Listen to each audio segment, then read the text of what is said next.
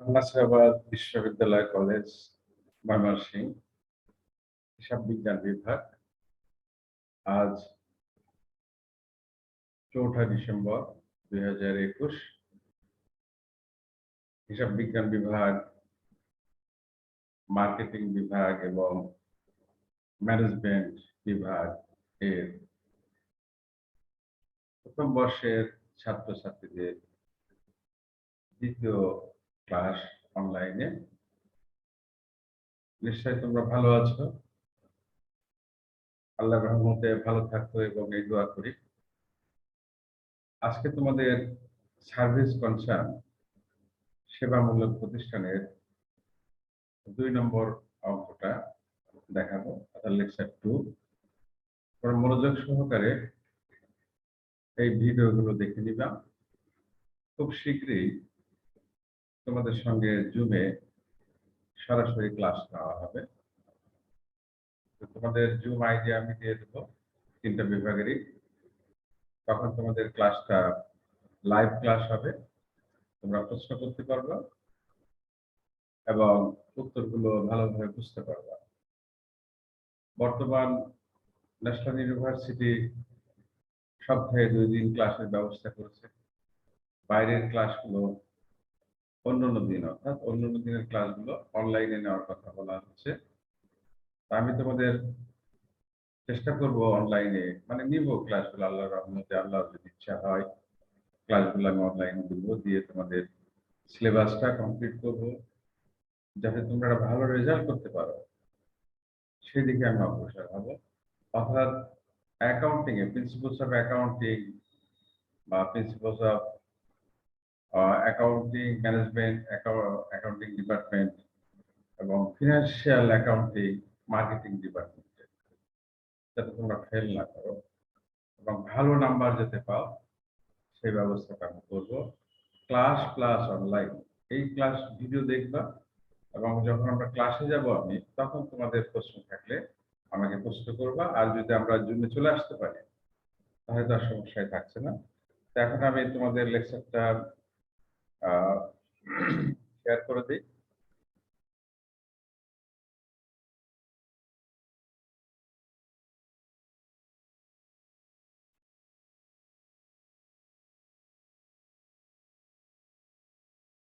দেখতে পাচ্ছ তোমরা, তোমাদের সামনে লেকচারটা চলে আসছে।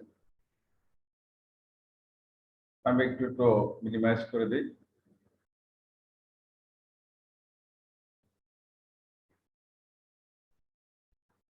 Lecture 2, problem 2. Mr. Akib started his own delivery services on January 1, 2021. The following transaction occurred during the month of January. January 1, Mr. Akib invested টাকা 30,000 cash in the business. এই লেনদেনে 2টা অ্যাকাউন্ট আমরা বেছে নেব। যারা একদম নতুন সায়েন্স থেকে আসছো, অ্যাকাউন্টিং সম্পর্কে ধারণা নাই, আকিব হচ্ছে কারবারের মালিক আর এই ডেলিভারি সার্ভিসে সে ব্যবসা করে।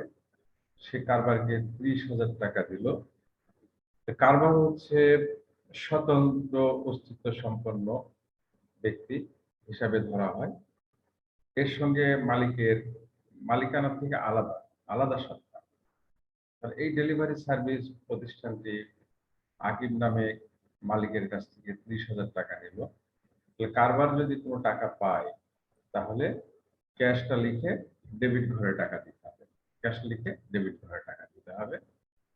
আর যখন নগদ টাকা প্রদান করা হবে, তোমাদের নিয়ম গত ক্লাসে শিখিয়েছি, ক্যাশ পাওয়া গেলে ক্যাশ লিখে ডেবিট ঘরে টাকা, আর ক্যাশ প্রদান করা হলে ক্যাশ লিখে ক্রেডিট ঘরে টাকা। আর এখানে আমরা যদি ক্যাশটা ডেবিট করি তাহলে ক্রেডিট অ্যাকাউন্ট আমাদের দরকার হবে। ক্রেডিট হলো ক্যাপিটাল। অর্থাৎ আকিব যে টাকাটা দিচ্ছে, আকিব একটা ব্যক্তি, সারা আকিব যে কোনো ব্যক্তি বা প্রতিষ্ঠান যদি প্রদান করে তাহলে তার নামটা ক্রেডিট হয়। তাহলে আমরা মিস্টার আকিবকে ক্রেডিট করব, যেহেতু কারবারের মালিক সে, সেজন্য সে যে টাকা দেবে সব ক্যাপিটাল নামে ক্রেডিট হবে। তাহলে এটার ফুল জার্নাল হবে cash debit mister Akib capital credit. ব্যাখ্যায় আমরা লিখবো mister Akib invested cash in the business. অঙ্কটার সমাধান পরে আছে, ওটা আমি দেখাই দেবো তোমাদের। 2 তারিখে purchased van for deliveries for টাকা 15,000। সে পণ্য সরবরাহ করার জন্য ডেলিভারি সার্ভিস অনেক আছে এখন, যেমন ধরো দারাজ এটা ডেলিভারি সার্ভিসের কাজ করে, পণ্য অন্যের পণ্য বিক্রি করে দেয় এবং যারা অর্ডার দেয় তাদের বাড়িতে বাড়িতে পৌঁছায় দেয়। এসে পরিবহন, সেও ডেলিভারি সার্ভিসের কাজ করে, বিভিন্ন জায়গায় পণ্য পৌঁছে দেয় একটা নির্দিষ্ট ফি এর বিনিময়ে। তাহলে এই ডেলিভারি সার্ভিসের পরিচালনা করার জন্য তার ডেলিভারি ভ্যান দরকার হবে। সেই ডেলিভারি ভ্যান ক্রয় করবে। এই ভ্যানটার নাম দেবো আমরা ডেলিভারি ভ্যান। তোমাদের শেখানো হয়েছে যা কিছু কেনা হবে তার নামটা ডেবিট হবে। তাহলে আমরা ডেলিভারি ভ্যান লিখে ডেবিট ঘরে জার্নালে টাকাটা দেবো। কত টাকা? 15,000। ডেলিভারি ভ্যান লিখে ডেবিট ঘরে টাকাটা দিব 15,000। তারপরে কি করব? ডেলিভারি ভ্যান একটা ডেবিট হলো 15,000 টাকা, তাহলে সমপরিমাণ ক্রেডিট থাকতে হবে। এই ডেলিভারি ভ্যানের জন্য নগদ টাকা প্রদান করলো 5,000। নগদ টাকা প্রদান করলেই ক্যাশ ক্রেডিট হবে। ক্যাশ লিখে ক্রেডিট ঘরে টাকা দিব 5,000, আর বাকি থাকলো 10,000। এখানে বলা হলো and sign a note payable. তাহলে নোট পেয়েবল ক্রেডিট হবে 10,000। কমপ্লিট জার্নালটা হবে ডেলিভারি ভ্যান ডেবিট 15,000 টাকা, cash credit 5,000, note payable credit 10,000 টাকা। বিয়োগফলটা 15,000 থেকে 5,000 বিয়োগ করলে 10,000 টাকা। নোট পেয়েবলটা কি? অ্যাকাউন্টস পেয়েবল, যাদের কাছ থেকে পণ্য কেনা হয় তাদেরকে বলা হয় অ্যাকাউন্টস পেয়েবল, বাকিতে পণ্য ক্রয় করলে। তো অনেক সময় দেখা যায় ব্যক্তির কাছ থেকে দলিল লিখে নেওয়া হয়, দলিল লিখে ওই দলিলটাকে বলা হচ্ছে নোট পেয়েবল। ব্যক্তির পরিবর্তে দলিল যেটা লিখে নেওয়া হবে সেটাকে বলা হবে নোট পেয়েবল। বাট ইম্পর্টেন্ট জানলো, তাহলে delivery van debit 15,000, cash credit 5,000, note payable credit 15,000 থেকে 5,000 মাইনাস করলে 10,000। 5 তারিখে আমরা যাব পেইড টাকা 750 for office rent for the month. এখানে অফিস রেন্টের জন্য 750 টাকা দেওয়া হলো। তাতে টাকা প্রদান করা হলো, টাকা প্রদান করলেই ক্যাশ ক্রেডিট হয়ে যাবে। কেন দেওয়া হলো? অফিস ভাড়া, অফিসের কোন অফিস ভাড়া। অফিস ভাড়া একটা খরচ। যে অফিসটা সে নিল, নিয়ে ব্যবসা পরিচালনা করবে, সেখানে প্রতি মাসে মাসে তাকে 750 টাকা করে ভাড়া দিতে হবে। তাহলে সব আমরা জানি অল এক্সপেন্স ডেবিট হবে। তাহলে অফিস রেন্ট এক্সপেন্স লিখে ডেবিট করে টাকা 750, তাহলে ক্রেডিটটা কি হবে? নগদ টাকা, ক্যাশটা ক্রেডিট হবে। মানে প্রত্যেকটা লেনদেনের মধ্যে দুইটা অ্যাকাউন্ট থাকবে, দুইটা ওয়ার্ড আমরা বেছে নেব, একটাকে ডেবিট করবো আর একটাকে ক্রেডিট করবো। মেন কারণটা কি, কেন টাকা দেওয়া হচ্ছে? অফিস ভাড়া, এটা হলো মেন। তাহলে এটা একটা এক্সপেন্স, অফিস রেন্ট এক্সপেন্স। কি দেওয়া হলো? নগদ টাকা, ক্যাশ প্রদান করলে ক্যাশটা ক্রেডিট হবে। আমাদের ওখানে যে হিসাবগুলো আমরা দেখলাম ব্যক্তিবাচক হিসাব, মানে পার্সোনাল অ্যাকাউন্ট, যে ব্যক্তি বা প্রতিষ্ঠান গ্রহণ করবে কোনো কিছু, ওই ব্যক্তি বা প্রতিষ্ঠানের নাম ডেবিট হবে, আর সে যদি প্রদান করে তার নামটা ক্রেডিট হবে। আবার রিয়েল আর প্রপার্টি অ্যাকাউন্ট, যেটা সম্পত্তিবাচক হিসাবে দেখলাম, অ্যাসেট মানে সম্পত্তি ক্রয় করা হলে অর্থাৎ সম্পত্তি আসলে ডেবিট হবে, চলে গেলে ক্রেডিট হবে। আসা মানে কি? কিনে নেওয়া আসা। আমরা ঘুরাই বলবো সম্পত্তি ক্রয় করলে ডেবিট হবে, সম্পত্তি বিক্রয় করলে ক্রেডিট হবে ওই নামটা। আর যত খরচ আছে খরচের নামটা লিখে ডেবিট ঘরে টাকা, যত আয় আছে আয়ের নামটা লিখে ক্রেডিট ঘরে টাকা। তো অফিস রেন্ট আমাদের এখানে একটা খরচ, সেজন্য অফিস এক্সপেন্স লিখে ডেবিট ঘরে টাকা। আর ক্যাশ দেওয়া হচ্ছে, ক্যাশটা ক্রেডিট ঘরে। তাহলে দুইটা শব্দ, একটাকে ডেবিট একটাকে ক্রেডিট করব। 7 দেখো, পারফর্ম টাকা 3,200 of services on account, on account মানে বাকিতে। এই যে ডেলিভারি সার্ভিসের সে ব্যবসা করবে, 3,200 টাকার পণ্য পৌঁছাই দিল, ডেলিভারি দিয়ে আসলো, তার জন্য যে ৩,২০০ টাকা তার আয় হলো, আয়টাকে আমরা ক্রেডিট করব। আয়ের নাম হচ্ছে সার্ভিস রেভিনিউ, মনে রাখবে তোমরা, সার্ভিস রেভিনিউ ক্রেডিট হবে ৩,২০০ টাকা দিয়ে। আর ক্যাশ ডেবিট করব না অ্যাকাউন্ট রিসিভেবল ডেবিট করব, এইখানে আমরা দেখব যেখানে বলা আছে অন অ্যাকাউন্ট। অন অ্যাকাউন্ট মানে বাকিতে। যখনই বাকিতে কোনো কাজ করে দেওয়া হবে আর সার্ভিসটা দেওয়া হলো, টাকা এখন পাওয়া যাচ্ছে না, যে ব্যক্তিকে সার্ভিসটা দেওয়া হলো সে ব্যক্তির নাম তো ডেবিট হবে এখন, কারণ গ্রহীতা ডেবিট হবে। ব্যক্তি বা প্রতিষ্ঠান গ্রহণ করলে তার নামটা ডেবিট হবে, নাম নাই সেই কারণে account receivable, account receivable debit. তোমরা লিখবে account receivable debit service revenue credit, account receivable debit service revenue credit. যদি এখানে বলা থাকতো পারফর্ম টাকা ৩,২০০ অফ সার্ভিসেস ফর ক্যাশ, অর্থাৎ নগদে সেবা প্রদান করা হলো, তাহলে নগদ টাকা পাওয়া যাবে, ক্যাশ ডেবিট হবে, service revenue credit. Always cash debit service revenue credit. আবার যদি এই টাকাটা প্রদান করা হয়, ক্যাশটা ক্রেডিট হবে। আমি বারবারই বলছি তোমাদের, ক্যাশ পাওয়া গেলে ডেবিট দিবা ক্যাশটা, ক্যাশটা যদি প্রদান করা হয় তাহলে ক্যাশটা ক্রেডিট করবা। কোনো ব্যক্তি বা প্রতিষ্ঠান গ্রহণ করলে তার নামটা ডেবিট, যদি নাম না থাকে account receivable debit, account receivable. আর কোনো ব্যক্তি বা প্রতিষ্ঠানের কাছ থেকে কোনো কিছু কেনা হলে তার নামটা ক্রেডিট হবে, নাম না থাকলে অ্যাকাউন্টস পেয়েবল, নাম না থাকলে অ্যাকাউন্টস পেয়েবল। তবে নাম থাকলেও অ্যাকাউন্টস পেয়েবল লিখে তারপরে নামটা লিখতে হবে। পার্সেস সাপ্লাইস ফর টাকা 7,000 অন অ্যাকাউন্ট, এই যে বলতে বলতে চলে আসছে। 700 টাকা সাপ্লাইসটা কি? একটা অফিস পরিচালনা করার জন্য যে সমস্ত আনুষঙ্গিক দ্রব্যাদি প্রয়োজন হয় সেগুলোকে বলা হয় সাপ্লাই। যেমন তুমি একটা অফিসে আছো, তুমি কাস্টমারদের প্রিন্ট করে দিবা তোমার তথ্যগুলো, বা একটা বিল প্রিন্ট করে দিলে, প্রিন্ট করার জন্য তোমার কাগজ লাগবে, তারপর টোনার লাগবে। তাহলে এই কাগজ এবং টোনার ওই অফিসে হচ্ছে সাপ্লাইস। এটা ভেরিয়েবল অ্যাসেট বলা হয়, এটা নিঃশেষ হয়ে যায়, স্থায়ী সম্পত্তি না। আগে বলা হতো স্টেশনারি মানে মনিহারি দ্রব্য। তাহলে আমরা সাপ্লাই যেহেতু অ্যাসেট, যা কিনবা, অর্থাৎ অ্যাসেট ক্রয় করলেই অ্যাসেটটা ডেবিট হবে, এই অ্যাসেটের নামটা কি? সাপ্লাইস। তাহলে সাপ্লাইস ডেবিট দেবো। আর আমি ক্যাশ ক্রেডিট করবো না অ্যাকাউন্টস পেয়েবল ক্রেডিট করবো? যে অন অ্যাকাউন্ট লেখা থাকলে বাকিতে ক্রয়, তাহলে অ্যাকাউন্টস পেয়েবল ক্রেডিট হবে। ক্রয়ের সময় অ্যাকাউন্টস পেয়েবল ক্রেডিট, আর সেবা দেওয়ার সময় accounts receivable, account receivable debit হবে। অ্যাকাউন্ট রিসিভেবল মানে পাওয়া যাবে টাকাটা, প্রাপ্য হিসাব। তো সেবার ক্ষেত্রে অ্যাকাউন্ট রিসিভেবল, পণ্য বা সম্পদ ক্রয়ের ক্ষেত্রে অ্যাকাউন্টস পেয়েবল। আর যদি এগুলো নগদের কথা বলা থাকতো তাহলে আমরা লিখতাম সাপ্লাইজ ডেবিট ক্যাশ ক্রেডিট, আর 7 নম্বরটা লিখতাম cash debit service revenue credit. 18 তারিখে রিসিভ টাকা 1,200 for service provided on January 7।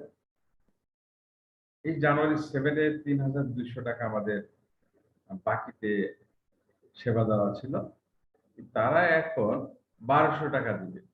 তাহলে এখানে কি ঘটনা হবে?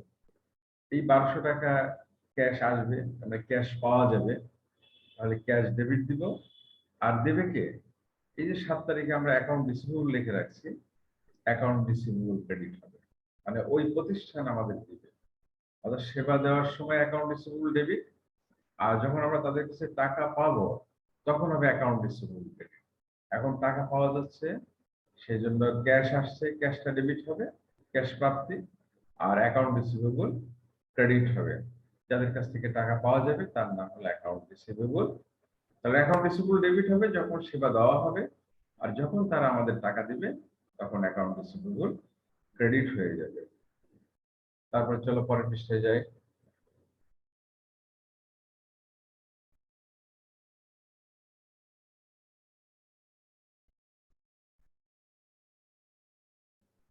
Twenty one, made a cash payment of টাকা 6,500 on the note payable।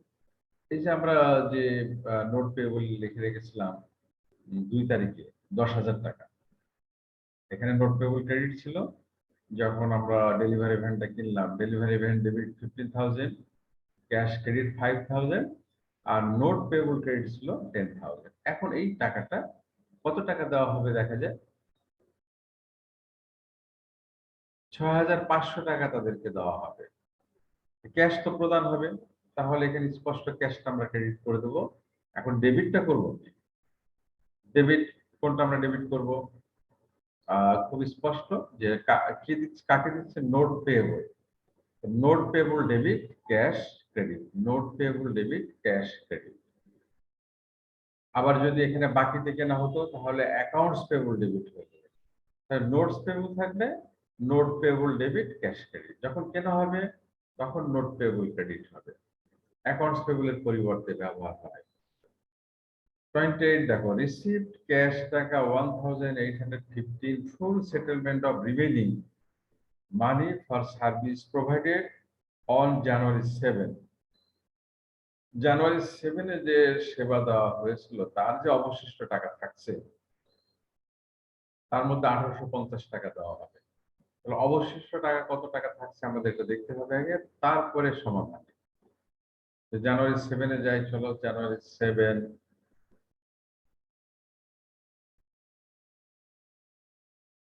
জানুয়ারি 7-এ টাকা ছিল 3,200। 18 তারিখে যে তাদের কাছ থেকে 1200 টাকা পাওয়া গেল। 3,200 থেকে 1200 মাইনাস করলে 2,000 টাকা এদের কাছে পাওনা আছে এখন।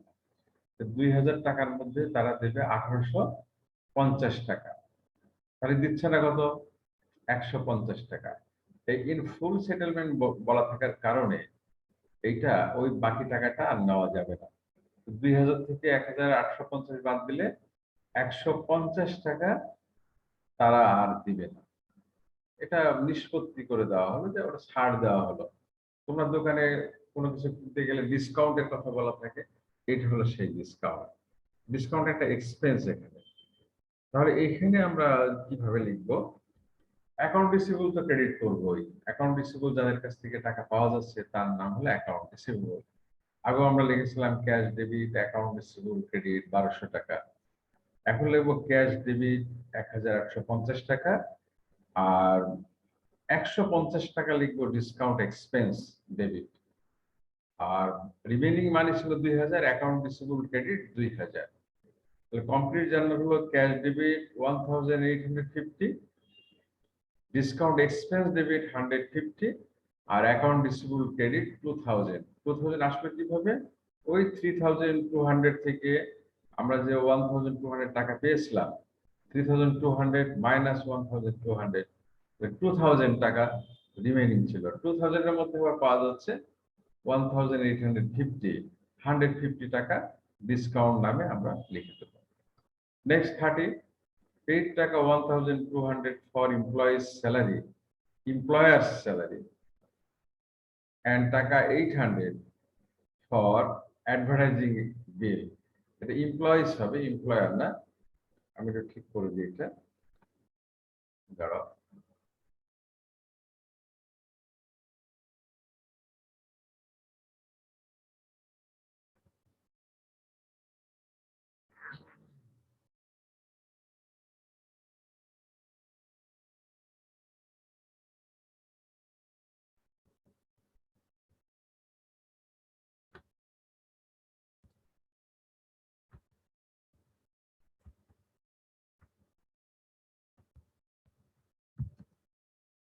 এমপ্লয়িজ স্যালারিজ,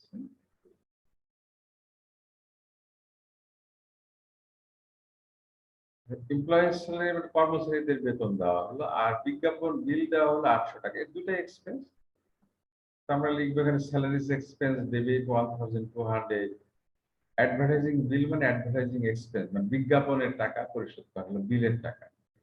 বিজ্ঞাপন ছাড়া তো পণ্য বিক্রি করা যায় না, পণ্যের পরিচিতি ঘটায় বিজ্ঞাপন। তাহলে স্যালারি এক্সপেন্স অলওয়েজ ডেবিট হবে 1,200, আর অ্যাডভার্টাইজিং এক্সপেন্স ডেবিট 800। তাহলে টোটাল হলো 2,000, 2,000 টাকা দিয়ে দেওয়া হলো। তাহলে ক্যাশ প্রদান 2,000, cash credit 2,000। Supplies on hand at the end of the month টাকা 250। এখানে আমাদের এই 250 জার্নাল হবে না, জার্নালটা হবে কার? দেখতে হবে সাপ্লাইস কত কিনেছিলাম আমরা। এখন সাপ্লাইস কেনা ছিল 700, তার থেকে 250 মাইনাস করো, 450 টাকা ব্যবহার হয়ে গেছে। অর্থাৎ 700 টাকার সাপ্লাইস কেনা ছিল, তার মধ্যে এখন আছে 250 টাকা, ব্যবহার করা হচ্ছে 450 টাকা। সাপ্লাইসের ক্ষেত্রে যেটা ব্যবহার হবে তার জার্নাল হবে, খুব সিম্পল জার্নালটা। দুইবারই সাপ্লাইস লিখতে হবে। প্রথম লিখতে হবে supplies expense debit, supplies credit 450 বিয়োগফলটা। আবার বলি supplies expense debit, supplies credit. দেখো দুইবারই আমি সাপ্লাইস লিখছি। কেনার সময় সাপ্লাইস ডেবিট হবে, আর খরচের সময় supplies expense debit, supplies credit হবে। Required give journal entries for record the above transaction. আমাদের এই ধরনের কোশ্চেন থাকে পরীক্ষা, এর বেশি আর ঝামেলা থাকে না। ঝামেলা শুধু একটাই ছিল, এই এই যে ডিসকাউন্টটা হলো। দেখো এখন অঙ্কটা সমাধান দেখে নাও ঝটপট। Solution problem to Akib deliveries, লেখার স্টাইলটা দেখো Akib deliveries journal entries, date, তারপরে অ্যাকাউন্ট টাইটেলস অ্যান্ড এক্সপ্লেনেশন। প্রথমে আকিব যে টাকা দিল, cash debit, Akib capital credit. ব্যাখ্যা হচ্ছে explanation, Akib invested cash to start the business. তারপরে 2 তারিখে ডেলিভারি ভ্যান কেনা ছিল, এটা তোমাদের আমি প্রথমে বললাম, এখন তোমরা এটা দেখে নাও। এখানে আসছে কি delivery van debit 15,000, cash credit, cash credit 5,000, আর 10,000 হচ্ছে নোটস পেবল ক্রেডিট। এটার ব্যাখ্যা purchase delivery van for cash and on a note payable. তারপর আসে অফিস রেন্টের, আমরা জানাটা আগেই বলেছি, office rent expense debit, cash credit. All expense debit হবে আর প্রদত্ত ক্যাশ ক্রেডিট হবে। খুব ব্যাখ্যা সিম্পল, যেটা অঙ্কের উদ্দীপক লেখা থাকবে সেটাই, paid office rent for the month. তারপর বাকিতে সেবা প্রদান, account receivable debit, service revenue credit. Service revenue I always credit হবে। এখানে দুইটা জার্নাল হয়, যদি বাকিতে সেবা দেওয়া হয় অ্যাকাউন্ট রিসিভেবল ডেবিট হবে, সার্ভিস রেভিনিউ ক্রেডিট। আর সেবা দিয়ে নগদ টাকা পাওয়া গেলে cash debit, service revenue credit. তাহলে পরের পেজে যাই। তোমরা এগুলো ভিডিওটা দেখবা অঙ্কেরটা নিয়ে, আর এটা বারবার টেনে দেখে অঙ্কটা সমাধান নিজেরা করে ফেলবা। 14 তারিখ সাপ্লাইস কেনা ছিল বাকিতে, সম্পদ ক্রয় করলে সম্পদ ডেবিট হবে, মানে সাপ্লাইস আর ডেবিট হলো। আর হলো অ্যাকাউন্টস পেয়েবল, অর্থাৎ বাকিতে কোনো কিছু কেনা হলেই অ্যাকাউন্টস পেয়েবল ক্রেডিট হবে, asset debit, accounts payable credit. এটা যদি আমরা নগদে কিনতাম সাপ্লাইস ডেবিট, ক্যাশ ক্রেডিট।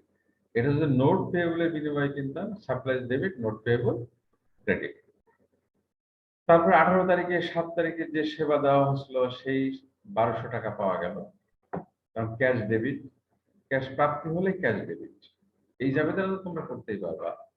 আর কার কাছ থেকে পাওয়া গেল বাকি টাকা, অ্যাকাউন্ট রিসিভেবল ক্রেডিট। বাকি টাকা পাওয়া গেলে অ্যাকাউন্ট রিসিভেবল ক্রেডিট হবে, আর সেবা দিয়ে টাকা পাওয়া গেলে সার্ভিস রেভিনিউ ক্রেডিট। তারপর receive cash for service provided on January 7। তারপরে নোটস পেবল, আমরা যে ডেলিভারি ভ্যান কিনলাম সেই টাকাটা পরিশোধ করলাম 6,500 টাকা, 10,000-এর মধ্যে। ওটা বাকি থাকলো, এটা পরে দেওয়া হবে। তাহলে notes payable debit, cash credit. তারপর চলো পরে ইয়েতে যাই।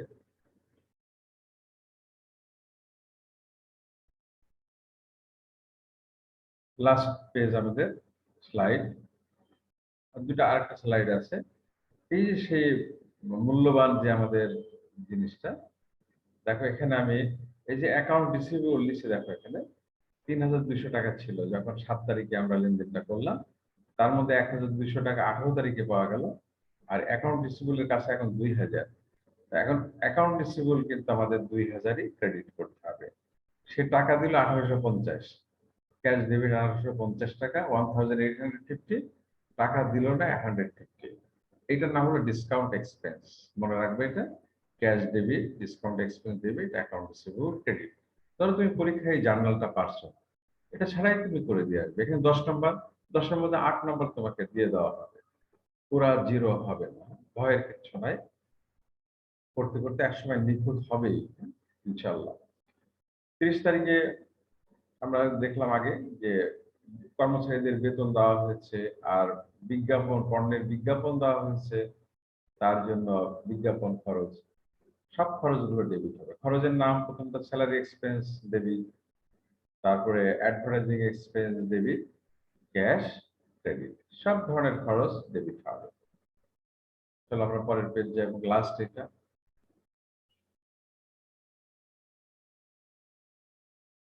লাস্ট স্লাইড, ওই সাপ্লাইস এর ব্যাপারটা আছে। এখানে আমি দেখালাম সাপ্লাইস কেনা ছিল 700, 250 এখনো রয়ে গেছে, তাহলে নাই কত 450, যেটা ব্যবহার হবে তার জার্নাল হবে supplies expense debit, supplies credit. তো এখন তোমরা ইনশাল্লাহ বুঝে গেছো, তোমরা অঙ্ক বারবার করবা, করলেই দেখবা যে হয়ে যাবে। আর এটা কোনো যোগ দিতে হয় না, জার্নাল যোগ করতে হয় না। হায়ার এডুকেশনে জার্নাল যোগ দেয়, ইন্টারমিডিয়েট লেভেলে জার্নালটা যোগ করা হতো। আমরা এখন স্টপ করলাম। ক্লাসে নিয়মিত উপস্থিত থাকবা। যে 2 দিন ক্লাস হচ্ছে, অ্যাকাউন্টিং ক্লাসগুলো একটু বেশি দরকার হয়, প্র্যাকটিক্যাল বিষয় এগুলো সরাসরি করালে আরো ক্লিয়ার হবে। এখন যেহেতু আমাদের এটা সরাসরি প্রত্যেকদিন ক্লাস করার সুযোগ নাই, তাহলে অল্টারনেটিভ হলো তোমাদের ক্লাসও সরাসরি ক্লাস করবা 2 দিন, বাকি 4 দিন যে ক্লাসগুলো আমার থাকবে আমি অবশ্যই অনলাইনে তোমাদের ভিডিও দিয়ে দেব। আর এটা ইউটিউবেও থাকবে, আমার ফেসবুকেও থাকবে। আর আরেকটা বিষয় হচ্ছে আমি শীঘ্রই তোমাদের নিয়ে জুম ক্লাসের ব্যবস্থা করব। ঠিক আছে, আজকে এই পর্যন্ত থাক, সবাই ভালো থাকো। আসসালামু আলাইকুম।